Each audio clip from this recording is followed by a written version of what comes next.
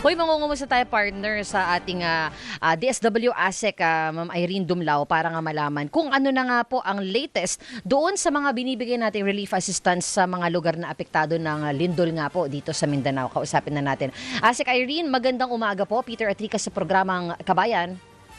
Hi, Peter Enrique, magandang umaga sa inyo. Magandang umaga din sa lahat ng sumusubaybay ng inyong pong programa.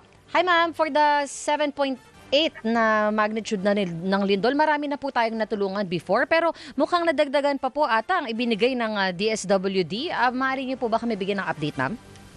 Tama po, as of 6 a.m. this morning, nasa mahigit 378 million pesos worth of humanitarian assistance na po yung napahatid ng DSWD. At yan po ay binubuo ng mahigit 510 family food packs na na-distribute. Nandyan din yung ready-to-eat food boxes, non-food items, and of course yung assistance to individuals in crisis situation na tulong na naipaabot po natin, at nagpapatuloy pa rin ang humanitarian assistance and disaster response efforts ng ating pong pamahalaan. Bukas naman po magtutungo kami sa Secretary Rex Gatchalian, diyan naman po sa Glan, Sarangani, sa Jose Abad Santos, Davao Occidental, at gayon din sa Balut Island, na kung saan mag-umpisa na rin tayong mamahagi ng emergency cash transfer doon sa mga pamilyang naapektuhan. Opo, yung cash na binibigay po ng DSWD, ano po ang split nun? Yung cash and in-kind, if you have the numbers po? Yung pong family food packs na na-distribute na natin, nasa mahigit 510,000 family food packs na.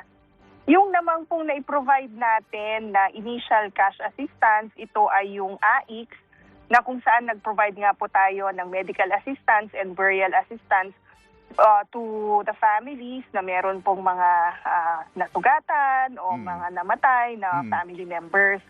Now, yung naman pong ipoprovide natin na emergency cash transfer, this is unconditional cash assistance, which we will be distributing starting tomorrow, dyan nga po sa Glan, Sarangani, sa Balut Island, and sa Jose Abad Santos. Ito naman po ay para sa pagsasaayos sa mga nasirang mga tahanan o mga nasirang kabuhayan, or pambili ng iba pang mga pangangailangan o iba pang pagkain na hindi naman po nilalaman ng ating pong mga family food packs. Ang bilang po ng beneficiaries na isi-serve natin dyan po sa mga nabanggit ko na lugar ay halimbawa sa Davao Occidental, nasa mahigit 32,000 families po iyan. Sa Jensan naman po mahigit 35,000. Sa Sarangani mahigit 64,000 families naman po yung ating pong bibigyan ng tulong. Napakadami po talaga ng yung mga naapektuhan na salanta. Pero I was referring, ASEC Irene, bali kung per family, magkanong cash ang naibibigay, whether it's AIX or yung mga burial, etc. Cash component, magkano po on the average per family?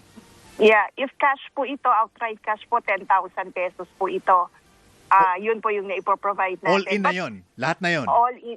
Hindi pa, kasi initial pa lang to, Peter. Halimbawa, yung initial kasi na provision natin ng assistance batay doon sa immediate need ng family. But take note that patuloy yung case management natin, kasi hindi lamang po nakukuha sa isang bigayan ng cash assistance yung pong pag-restore ng normal psychosocial functioning ng isang pamilya. So tuloy-tuloy pa rin po iyan, batay na rin doon sa magiging assessment ng social worker. So halimbawa po, ngayon nakapag-provide tayo ng burial assistance na 10,000 pesos. Pero babalikan po yan ng ating social worker, kasi titignan kung ano pa ba yung pangangailangan ng pamilya. Kasi halimbawa, Peter and Lika, patay na family member ay breadwinner. So kapag ganon, kinakailangan i-assist natin yung pamilya so that they could recover from the traumatic experience. Kaya nagbibigay din tayo ng emergency cash transfer or nagbibigay din tayo ng livelihood assistance as we enter yung tinatawag natin na recovery phase. Ma'am, ito po ay sa mga nangyari pa lamang po na lindol, no? Dahil marami nga po ang affected. Pero paano po yung gagawin din po natin in preparation of this katulad na lang po ng Francisco na pumasok na po ngayon, marami na rin po yung mga maaring tamaan doon sa northern portion naman po. Ano po ang ginagawang preparation man po doon ng DSWD? Well, ang DSWD naman po, sa ilalim rin ng pamumuno ni Secretary Rex Gatchalian, bumuo tayo ng programang tinatawag natin Buong Bansa Handa Program, na kung saan nga po, we've created 2 parallel supply chains. Una is yung government sector-driven and the other one is the private sector-driven. The reason why we came up with this is we wanted to strengthen our disaster response operations na hindi tayo maghihintay ng ilang araw bago tayo makatugon sa pangangailangan po ng mga kababayan natin na apektuhan. Sa katunayan nga, para dito sa bagyong nakakaapekto, no, sa ating pong bansa, nasa mahigit 4.7 million family food packs na po yung nakapreposition sa iba't ibang bahagi ng ating bansa at patuloy pa rin yung production ng ating pong mga family food packs. So habang patuloy tayo nag-provide ng assistance sa Mindanao, we're ready to provide the same assistance dito naman po sa bandang Luzon na maaari nga pong masalanta nitong bagyo. So kung 510,000 families po yung affected, again, pasensya na kayo gusto ko lang malaman talaga kung magkano ba talaga yung cash component per family. Okay. Kung if we are talking about the cash assistance, sabi ko nga po, initial niyan 10,000 pesos. Halimbawa po, burial assistance yan.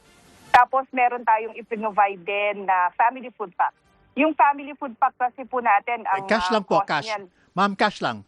Yeah, okay. Kung cash lang, so yon, nasa 10,000. Ngayon kung halimbawa emergency cash transfer, we could also provide na more than 10,000 plus. Kasi may computation yan, Peter, that's 75% of the regional minimum wage rate multiplied by number of days that we will serve the family. So kung halimbawa, no, the computation ay nasa mahigit 10,000 pesos. So yun po yung ipoprovide natin per family. Opo. Paano ninyo masisigurado, ma'am, na hindi ito magiging subject for corruption or pagkuha po? Okay. Yung pong listahan na isinusumite ng mga local government units sa DSWD ay batay doon sa kanila pong assessment kung severely or slightly affected ang isang family. And then that list goes through the validation process of our field offices. Kasi kinakailangan i-match natin yan doon sa DROMIC report, ito ba talaga yung naisumite na affected families. Kaya binivet yan ng ating pong opisina. So after the vetting process, that's the time that we do the payout activities. At doon nga po sa mga payout events natin, tinitignan natin, we require the physical presence of the representatives of the family, the beneficiary. Matiyak natin na yung tatanggap po ay sila mismo talagang apektado. And naka-reflect po yan sa family access card during emergencies and disasters. Meron po tayong monitoring na ganyan. Meron po tayong face card na tinatawag. And from there, nakikita natin kung ano-ano na yung mga tulong na tatanggap ng isang pamilya. Parang ID, ganun ba? Oo. Yung okay. So kung halimbawa lang ito just for the purpose of discussion, 510,000 families ang affected. Kung 20,000 per family ang ibibigay, that is already 10 billion 200 million. Wag na natin sabihin lahat ng 510,000 families ay bibigyan nun. Kalahati na lang. So lalabas po ng mga 5 billion 100 million ang cash component pa lang Tama po ba? Yeah. Oo, tama yung nabanggit mo doon, Peter, kasi hindi lahat ng affected families ay mabibigyan ng cash assistance.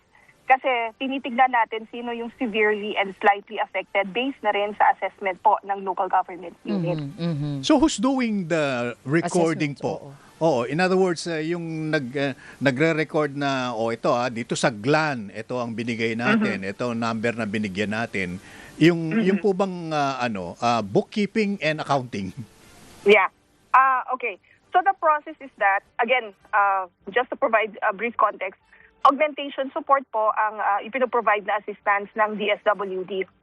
Kasi ang mga local government units may mga calamity funds din po sila na nagagamit. But we understand that even their resources are exhausted, dahil nga matindi yung naging epekto nitong lindol.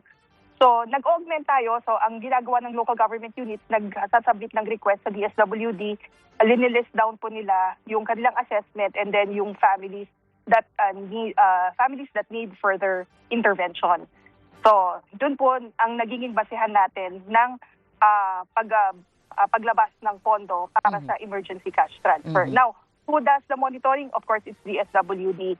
Kaya mahigpit po yung isinasagawa namin na review, vetting process, pati yung disbursement kasi kami po yung accountable doon sa public funds na inilalabas po namin. Kaya I hope the public would understand kung bakit po hinihingi namin yung mga ID, hinihingi namin yung mga report from the local government units because these are attachment to our proposal and work and financial plan. Oo, di bali nang sigurado tayo basta lahat ng nangangailangan makakatanggap ng ayuda mula sa DSWD. Asik Irene, maraming salamat po sa inyong panahon. Makikibalita po kami ulit sa inyo sometime soon, ma'am. Thank you, Asek. Maraming salamat din po and yes, patuloy po nagagawin ito ng DSWD. Ito po yung commitment namin kasi ito rin po ang utos ng Pangulong Marcos Jr. sa DSWD. Tiyakin po na walang may iwanan dyan po sa mga pamilyang naapektuhan. Magandang umaga po sa inyo. Thank you po. Good Ang ating morning, ma'am. spokesperson ng Department of Social Welfare and Development, Asik Irene Dumlao. And we're looking at weeks after na nitong nangyari, partner,